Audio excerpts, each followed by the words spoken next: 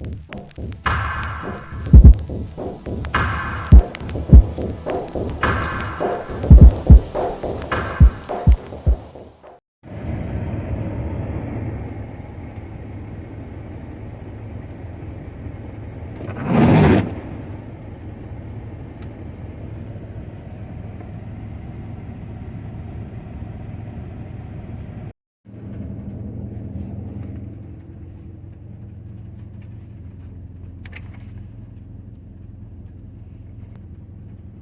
want to go outside?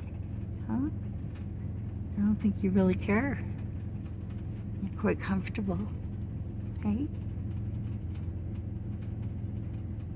Outside.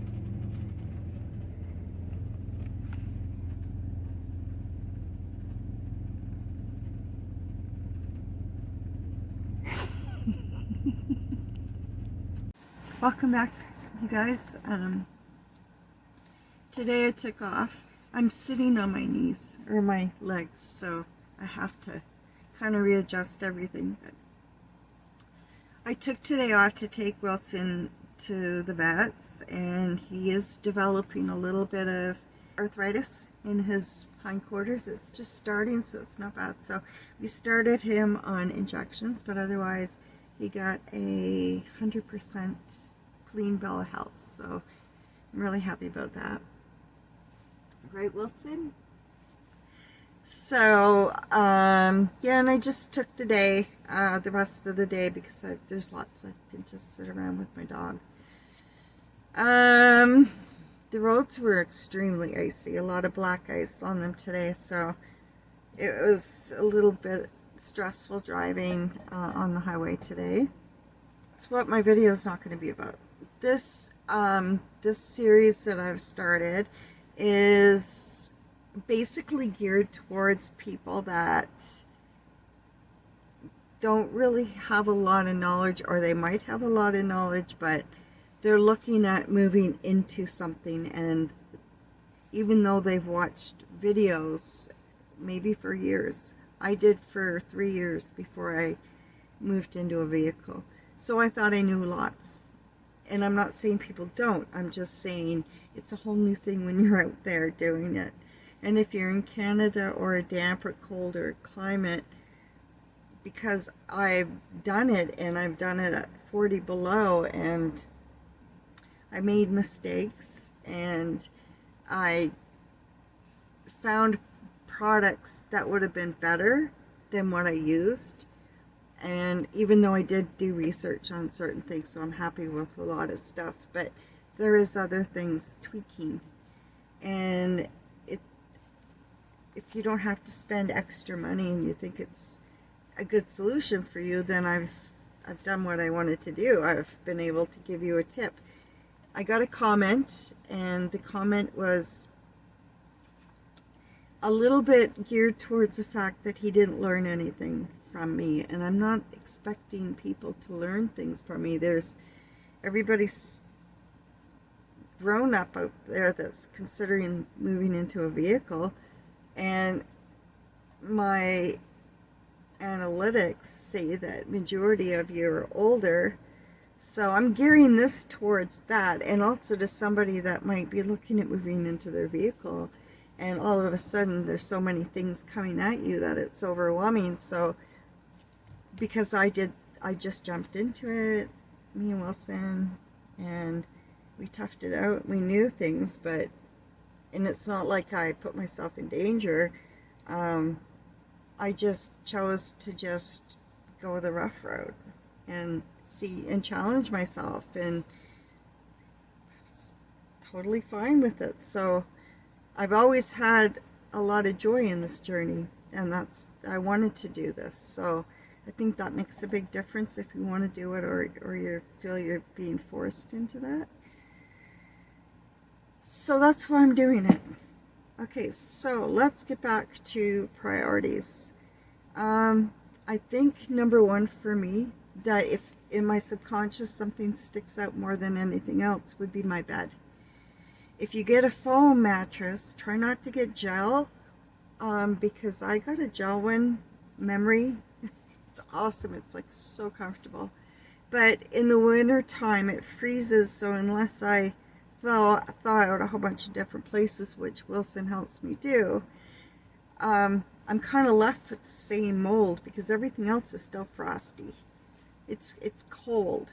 I don't have any heat source under my bed, and I have it closed off, and I have a draft in the back. So getting back to your mattress, if you're in it and your van is, or your car or whatever, is relatively warm all the time, you shouldn't have an issue with that. I had one because I would do a night shift for 12, 13 hours, and it would be like minus 30, minus 40. So that's, everything freezes up. So having certain linens gives a certain ambiance around, and or style, or kind of a theme to help out the kind of look that you have in your van, even if it's containers, or even if it's, I don't know, seats, bucket seats. There's so much you can do. Anyway, the mattress, your pillows, your blankets, whatever, that's where you've got to have the number one priority, that, because it helps out so much physically, mentally, I think. The second one is heat. So your bed has to be off the floor, but some people don't have choice, have to put down seats to be able to have that space to lie out, and still at the same time put down like a wool blanket or something, or a couple of yoga mats, the padded ones, and that'll just kind of separate it. But then you've got to have airflow too, or things mold up really quick. Okay, so the heat, I used a Mr. Buddy. I found that fine. You have to crack a window, get a carbon monoxide detector, and if you're in a small space, it's gonna be kind of tricky where you need to put it, but you'll figure it out. It's basically the only thing, your propane gels anywhere from minus 15, from what I've experienced, from minus 15 to minus 20, you know, maybe even minus 12. So once your propane gels, you're going to get an interruption in your power. Your heater is going to keep shutting down. You'll just get it started, and 5 minutes later it'll shut down. So that's what was going on with me. To idle your vehicle, I don't think it's really so great on your engine, but at the same time, if you had to, I think it would run you about, we're talking a small car here, maybe $600 to $800 a month with the cost of fuel right now. That's just a guess. So that's what I had to resort to, was idling my car. I would have a nap in the afternoon sometimes, Wilson and I, and then you get up and it's a cold vehicle and you gotta turn it on and run it. At night I didn't. I had Wilson, so there's some pretty cold nights. I've got a video on that as well. So your heat source, that's something you gotta figure out. I got another comment about a video I suggested. Now, I totally understand the person's, where he's coming from. So what I'm going to say, please don't take offense. I totally respect your opinion and understand, like I said, where you're coming from. But at the same time, when I put something out there, it's because obviously I agree with what's being said. Now, the reason I did put that out there is anything that I have looked at is, I make sure that I read articles in newspapers from basically wherever I can find the topic on around the world. So I'm not just getting one, how can I put it, one information center coming, and that's kind of it. Maybe the odd other little thing coming into play, but if you get a big, huge, broad scope and you've got articles and documents and just information from maybe companies or whatever have you, history, whatever, a whole bunch of different things could come into play, but just really good deep research. Then you take all this stuff and you throw it into one pile, and you're looking at the picture from both sides, and then you can pick out everything that you want to keep and make your judgment call from having a lot of different information coming in. But there's a lot of things going on, and not everybody is looking at certain things, so it's kind of hard to take the time as well. It's just time consuming. So anyway, I do not support the lithium industry. I'm not saying the batteries, there's not positives about lithium batteries. I'm just saying the cons outweigh the pros on this subject for me. And it's my personal opinion, and it's what I researched and came up with. So as far as this other person goes, and they believe what they believe, and that's totally 100% respected, and their right is your own opinion. So that's all I'll say about that. But if you're planning on doing the diesel heater thing, I'm pretty sure you either have to have it hooked up to your battery or a solar system of some sort. And for me, both of those were deterrents, and I don't know, I just decided to the less the better. I've got a brand new heater here. I had to step up my heater because it was starting to get a little bit chilly, and so I got another one. I'll show you before I end the video, but I'm fine with that. I have my wood stove, and I have Wilson. Does the job, and it's, I don't know, it just, the less the better. Okay, number 3 is your food, your access to food coolers, and your stove, and your dishes, and storage. So basically, what I learned, I had a Coleman my whole life almost, and I did buy another Coleman, and it lasted about a year, and it had a small explosion, so I'm not sure what went on with that. It was in the summertime too, so I'm not really sure what went on with that. But I decided at that point to look at maybe different ones, and I went and got a Woods. That's Woods, and I had bought a sleeping bag the year before, or maybe 2 years prior to that, that was a Woods. And the warmest sleeping bag ever, and that really makes a difference. You can get it through Canadian Tire. They're not badly priced. They're canvas and flannel on the inside, and they're just amazingly warm. I just love my Woods sleeping bag. Makes a big difference. It kept me warm in a t-shirt and sweats with Wilson, and maybe a blanket or two on top of us. So it's extremely warm.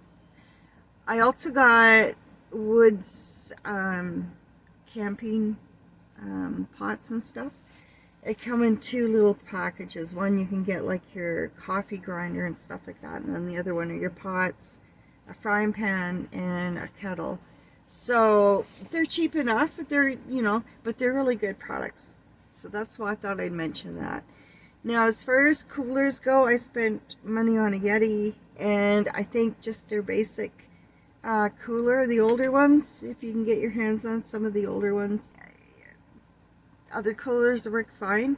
You can use reflectix on the inside and like around the edges and on the bottom and then on top to help keep all that cold inside. If obviously your cooler is going to be inside, where hopefully it's going to be relatively warm. If you're parked somewhere and you know it's okay, you can just take your cooler and put it outside for a few hours, bring it in. When it's outside in the cold like that, I find it still keeps the regulation of the inside cooler. Well, my Yeti did. Not in the heat. It's like almost any other cooler. Your ice will melt. But the other thing is too, you can get a smaller cooler, and you can, if you have a carrier or a roof rack, so you can keep meats in the winter time in a cooler, and it's your freezer. So I think that helped me out quite a bit. And I kept other things in there too that could go in the freezer. You can even keep ice cream in there, right? Ice cream. So that's that on the food now in the stove and the products. So the next thing is you need that space to access everything, because it seems to take longer when you're cooking meals and living each day in a vehicle. I don't know really what it is, but it seems to take a lot longer time, and it's not really necessarily because you're cramped, it just seems to take longer. So if you're having to do that 3 times a day and it's a deterrent, then at lunchtime you're going to go, well, I really don't want that grilled cheese sandwich, so I think I'll just go get something from takeout, which is wasting money and it's not healthy. Or you just start skipping lunch, and that's when your health can start deteriorating too. If you have deterrence as far as accessing your cooking, you're going to start doing it less and less because you're not going to want to do it. So everything has to be very accessible and convenient so that it's not becoming something that you're not looking forward to doing. So you have to eat properly, and a lot of our enjoyment comes from food and teas or coffee. So or even just a lot of people like to cook. They like to, bake. You can still bake. There's still things you can do. We'll get to that at another time too. So I think basically having heat, food, and a place to sleep and rest are the 3 really important things.